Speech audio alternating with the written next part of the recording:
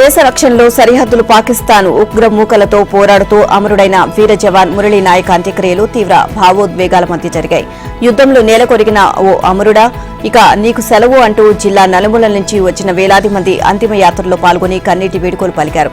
సత్యసాయి జిల్లా గోరంట్ల మండలం కళితండాలోని సొంత వ్యవసాయ క్షేత్రంలో వీర జవాన్ మురళీ నాయక్ అంత్యక్రియలను ప్రభుత్వ లాంఛనాలతో నిర్వహించారు.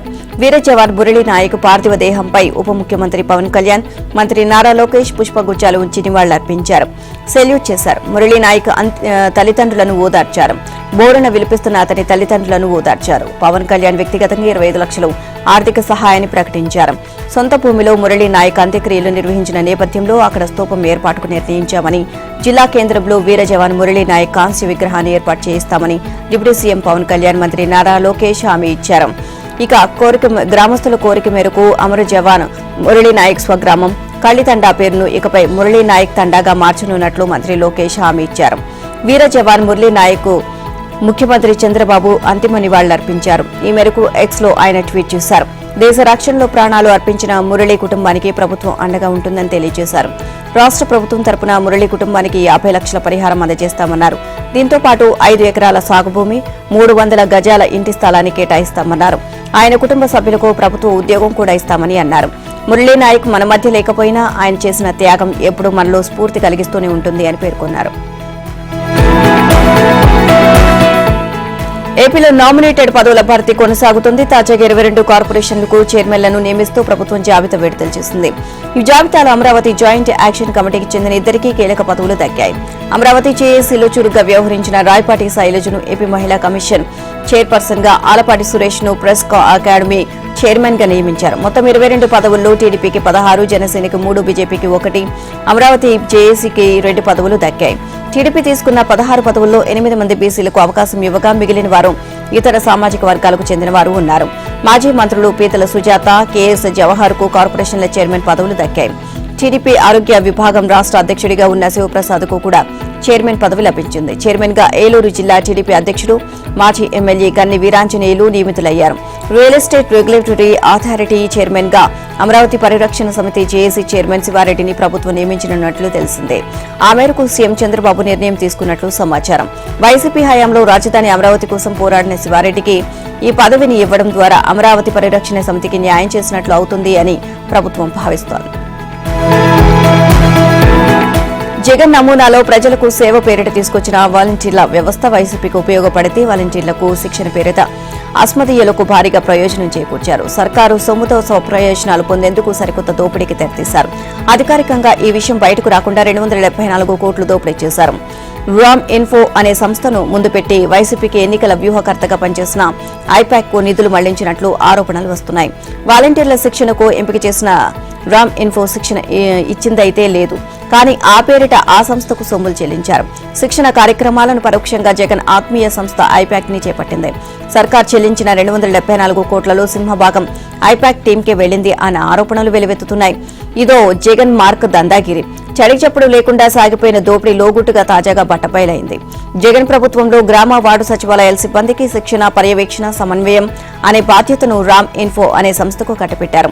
ప్రభుత్వం విధాన నిర్ణయం తీసుకోకముందే, స్పష్టమైన ఆదేశాలు ఇవ్వకముందే రామ్ ఇన్ఫోను ఎంపిక చేశారు. తనతో పాటు మరో 2 కంపెనీలను కలుపుకుని రామ్ ఇన్ఫో ముందుకొచ్చింది. ఏటా ఈ కంపెనీకి 68.62 కోట్ల రూపాయలు చెల్లించాలని ఉత్తర్వులో పేర్కొన్నారు.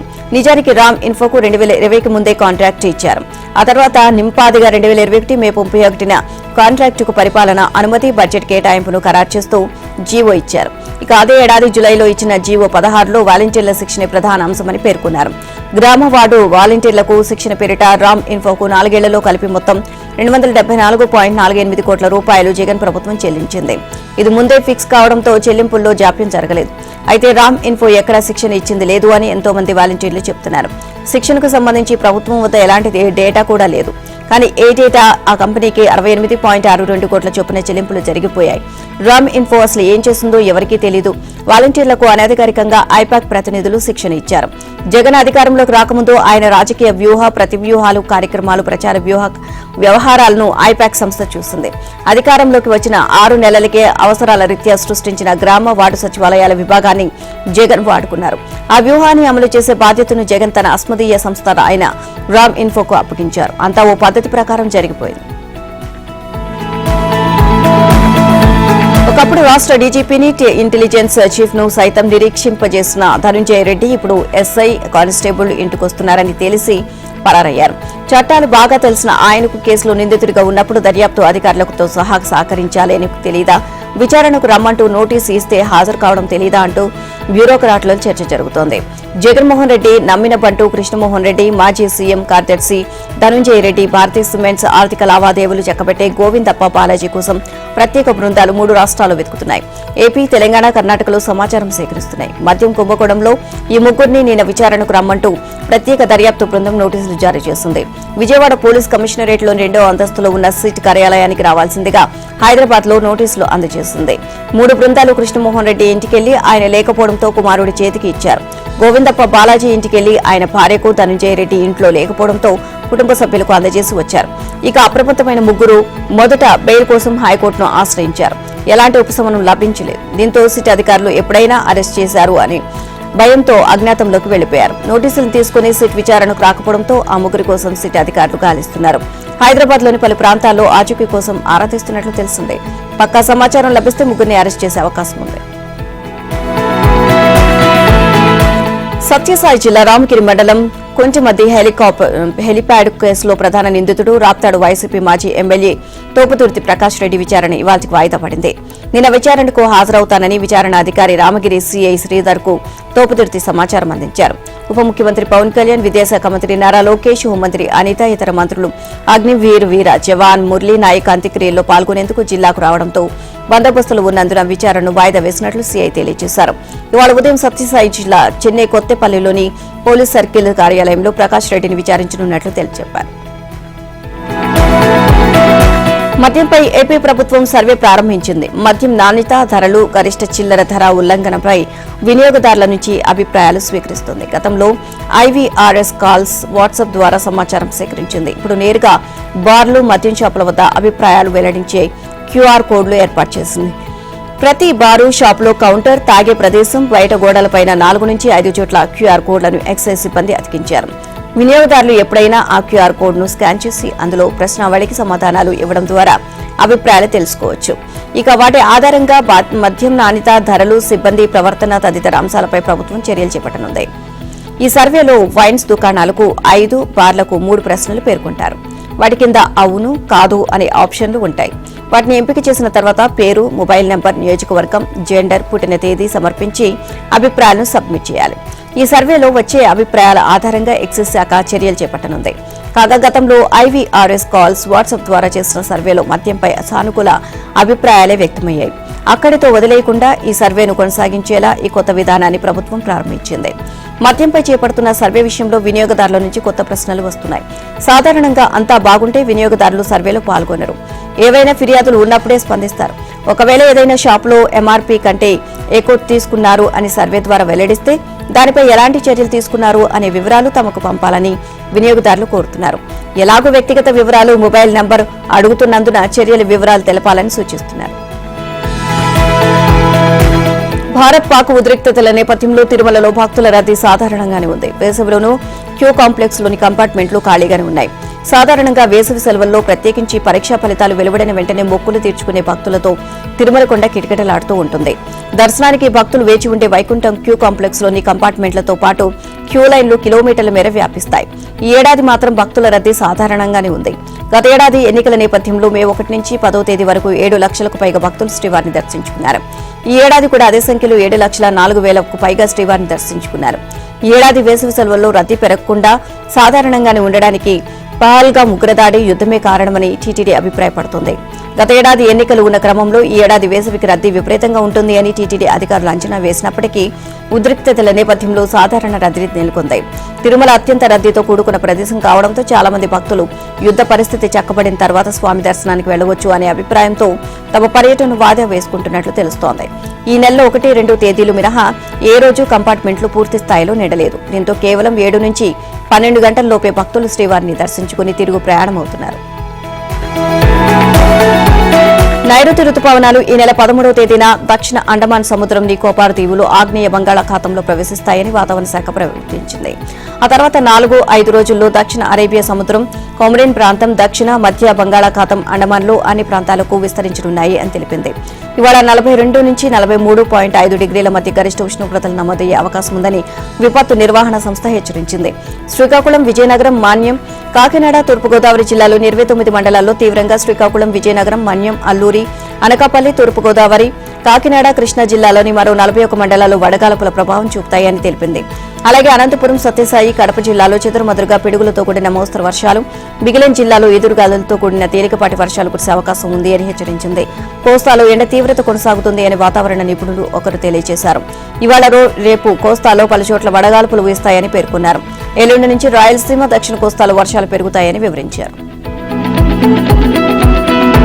ఇంజనీరింగ్, ఫార్మసీ, అగ్రికల్చర్ కోర్సులో ప్రవేశాల కోసం నిర్వహించిన తెలంగాణ ఎప్సెట్ 2025లో అబ్బాయిలు సత్తా చాటారు. ఇంజనీరింగ్ లో టాప్ 10 ర్యాంకుల్లో అంతా బాలురే నిలిచారు.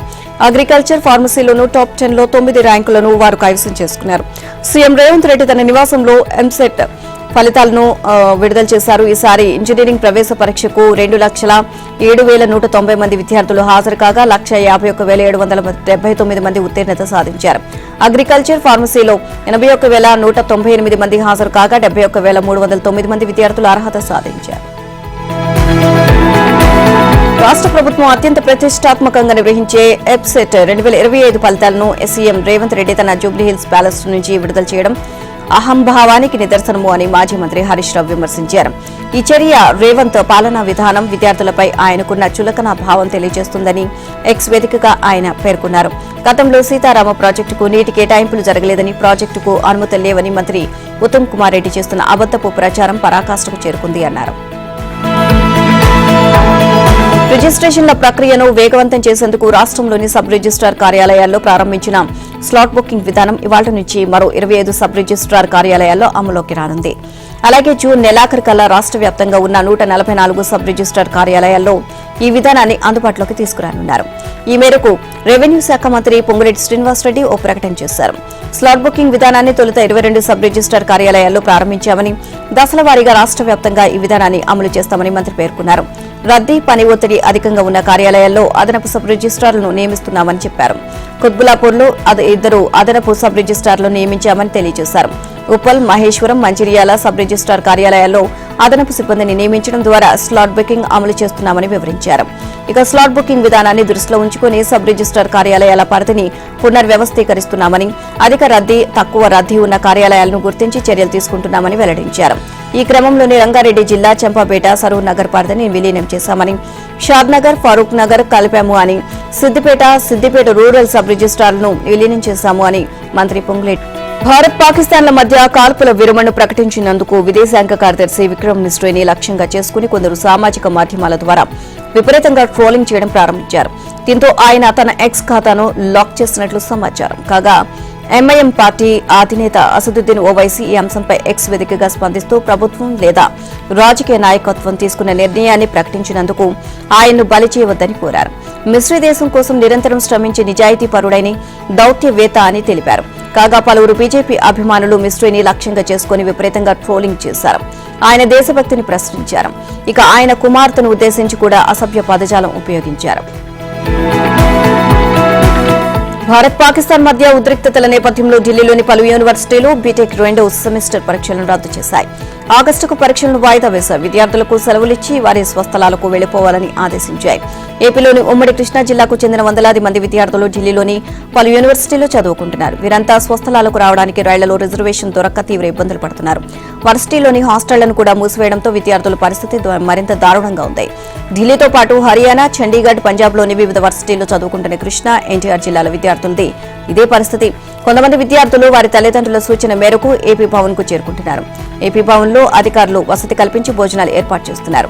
అక్కడి అధికారులే రాష్ట్ర ప్రభుత్వ ఆదేశాల మేరకు రైళ్లలో రిజర్వేషన్ కల్పించి విద్యార్థులను స్వస్థలాలకు పంపిస్తున్నారు. ఢిల్లీ నుంచి రావాల్సిన విద్యార్థులు వందల సంఖ్యలో ఉండడంతో రాజధాని, జీటీ ఎక్స్ప్రెస్ తదితర రైళ్లలో అసలు రిజర్వేషన్ దొరకడం లేదు. దీంతో విద్యార్థులు తక్షణం రావాలంటే విమానాలను ఆశ్రయించాల్సి వస్తోంది. విమానాలను డిమాండ్ ఏర్పడడంతో ఇదే అదునుగా ఛార్జీలు పెంచేశారు. విద్యార్థుల ఇబ్బందులను దృష్టిలో పెట్టుకుని రైల్వే అధికారులు ప్రత్యేక రైళ్లను నడపాలని తల్లిదండ్రులు కోరుతున్నారు.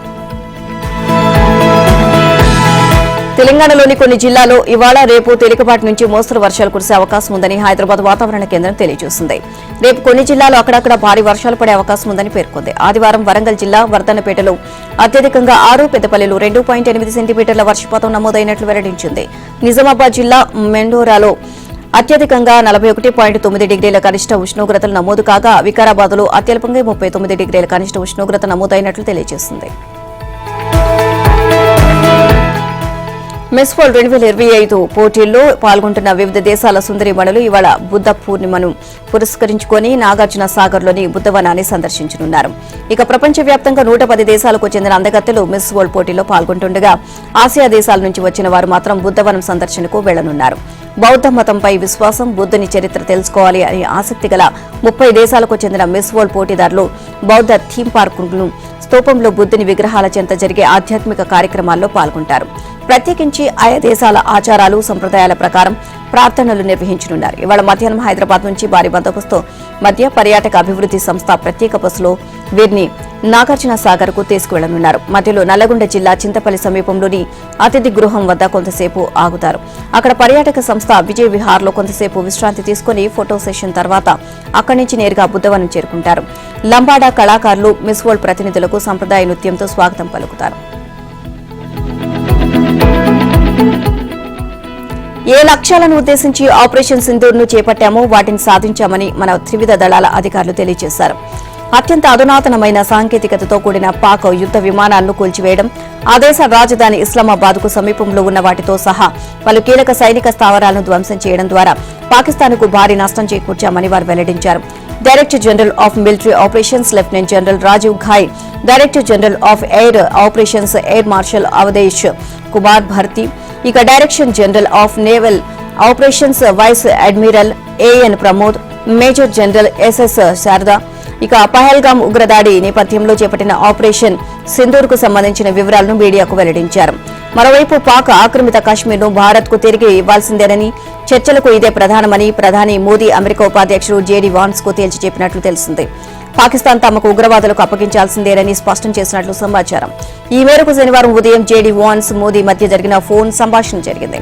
ఇక పీఓకేను తిరిగి తీసుకోవడం తమ ప్రాధాన్యమని, ఇక కశ్మీర్ పై తమకు స్పష్టత ఉందని, ఈ విషయంలో తమకు ఎలాంటి మధ్యవర్తిత్వం అవసరం లేదు అని వ్యాఖ్యానించారు.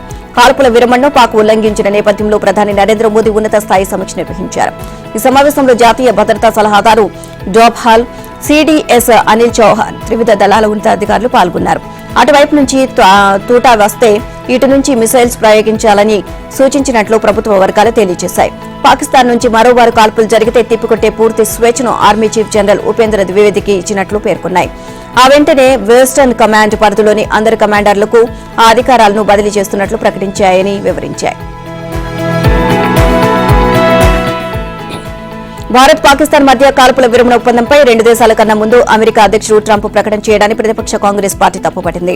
పహల్గామ్ ఉగ్రదాడి, ఆపరేషన్ సింధూర్, కాల్పుల విరమణ ఒప్పందం, ట్రంప్ ప్రకటన తదితర అంశాలపై చర్చించేందుకు కేంద్ర ప్రభుత్వం తక్షణమే పార్లమెంటు ప్రత్యేక సమావేశం ఏర్పాటు చేయాలని కోరింది.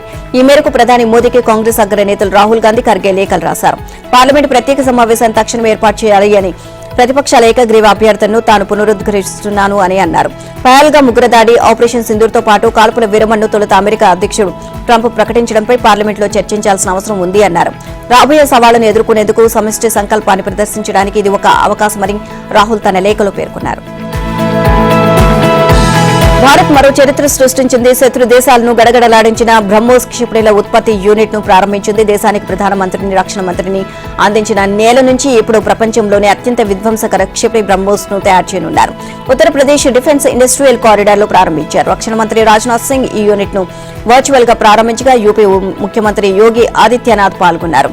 ఇక ఆపరేషన్ సింధూర్ లో బ్రహ్మోస్ క్షిపణిని ప్రయోగించనున్నట్లు రాజ్నాథ్ సింగ్ తెలియజేశారు. అలా బ్రహ్మోస్ పనితీరు ప్రపంచమంతా చూసింది అన్నారు. రక్షణ సాంకేతికతలో దేశం యొక్క స్వాలంబనను బలోపేతం చేయడంలో ఈ ప్రాజెక్టు ఒక మైలురాయి అని రాజ్నాథ్ ప్రశంసించారు. స్వదేశీ రక్షణ ఉత్పత్తిని పెంచుతూ గణనీయమైన ఉపాధి అవకాశాలను సృష్టిస్తుంది అని ఆశాభావాన్ని వ్యక్తం చేశారు. BrahMos aerospace integration and testing facility వ్యూహాత్మక ప్రాముఖ్యతను సీఎం యోగి ఆదిత్యనాథ్ లోకి చెప్పారు. యూపీలో రక్షణ ఏరోస్పేస్ పెట్టుబడులకు మద్దతు ఇచ్చేందుకు రాష్ట్ర ప్రభుత్వానికి ఉన్న నిబద్దతను పునరుద్ఘాటించారు. పాక్ నీచపు బుద్ధి మరోసారి బట్టబయలింది. పుల్వామాలో 40 మంది పారామిలిటరీ సిబ్బందిని పొట్టన పెట్టుకున్నట్లు పాక్ అంగీకరించింది. ఈ విషయాన్ని ఆ దేశ వాయుసేన air vice marshal Aurangzeb Ahmed ప్రకటించారు. అంతేకాదు ఈ దుశ్చర్యను పాకిస్తాన్ వ్యూహాత్మక ప్రతిభగా అభివర్ణించుకున్నారు. దీంతో ఉగ్రవాదంతో తమకు సంబంధం లేదని ఇస్లామాబాద్లోని నేతలు చెబుతున్నా మొత్తం కాకమ్మ కబుర్లే అని తేలిపోయింది. ఆపరేషన్ సింధూర్ సందర్భంగా జరిగిన మీడియా సమావేశంలో పాల్గొన్న Pakistan air vice marshal Aurangzeb ఈ కీలక వ్యాఖ్యలు చేశారు. తమ గగనతలం భూ జలాలకు ముప్పు వాటిల్లే పరిస్థితులు ఏర్పడితే రాజీ పడబోమని, తాము దేశానికి రుణపడి ఉన్నామని, పాక్ ప్రజలు తమపై పెట్టుకున్న నమ్మకాన్ని కాపాడతామని అన్నారు. ఫిబ్రవరి 14, 2019 పుల్వామాలో జరిగిన ఆత్మాహుతి దాడిలో 40 మంది సిఆర్పీఎఫ్ జవాన్లు అమరులయ్యారు. అయితే ఈ దాడికి జైషే మహమ్మద్ బాధ్యత వహించింది. కానీ భారత్ మాత్రం పాకిస్తాన్పై అనుమానం వ్యక్తం చేసింది. కానీ ఈ ఉగ్ర దాడి జరిగినప్పటి నుంచి పాకిస్తాన్ ఇందులో తమ ప్రమేయం లేదని గట్టిగా వాదిస్తూ వచ్చింది. అయినప్పటికీ ఈ ఉగ్ర దాడిలో పాక్ హస్తం ఉన్నట్లు భారత్ అనేక ఆధారాలు కూడా బయటపెట్టింది. కానీ నాటి పాక్ ప్రధాని మాత్రం వాటిని పట్టించుకోలేదు. కానీ 6 ఏళ్ల తర్వాత పాక్ కు చెందిన సైనిక అధికారి పుల్వామా దాడిలో తమ పాత్ర ఉందని ఒప్పుకోవడంతో పాక్ వ్యవహారం బయట భారత్ పాక్ మధ్య కాల్పుల విరమణ అంగీకారంతో ఐపీఎల్ కు మార్గం సుగమమైంది. దీంతో ఈ నెల 16 లేదా 17 లీగ్ ను పునః ప్రారంభించాలని బీసీసీఐ భావిస్తుంది. పాక్ దాడుల కారణంగా గత గురువారం ధర్మశాలలో పంజాబ్ ఢిల్లీ మ్యాచ్ అర్థాంతరంగా ఆగిపోయింది. మరుసటి రోజే ఐపీఎల్ ను వారం పాటు వాయిదా వేస్తున్నట్లు అధికారిక ప్రకటన వెలువడింది. అలాగే విదేశీ ఆటగాళ్లు కూడా తమ స్వస్థలాలకు వెళ్లారు. ఇంకా 16 మ్యాచ్లు జరగాల్సి ఉండగా ఐపీఎల్ పాలక మండలి, బీసీసీఐ అధికారుల మధ్య లీగ్ పునరుద్దరణపై కీలక సమావేశం జరిగింది. ఈ నెల 13 నాటికి తమ ఆటగాళ్లను అందుబాటులో ఉంచేలా చూసుకోవాలని ఆయా ఫ్రాంచైజీలకు బోర్డు సూచించినట్లు తెలుస్తుంది. షెడ్యూల్ ప్రకారం ఈ నెల 9న లక్నో బెంగళూరు మ్యాచ్ జరగాల్సింది. కానీ లీగ్ వాయిదా నిర్ణయంతో ఆ మ్యాచ్ జరిగింది ఆగిపోయింది. తిరిగి ఈ 2 జట్ల మధ్య మ్యాచ్ తో లక్నోలోనే ఐపీఎల్ ఆరంభమయ్యే అవకాశం ఉంది. ఇప్పటికే తమ ఆటగాళ్లను వెనక్కి పిలవాల్సిందిగా ఆయా జట్లను బోర్డు కోరిందని, ఇవాళ పూర్తి షెడ్యూల్ ను విడుదల చేస్తామని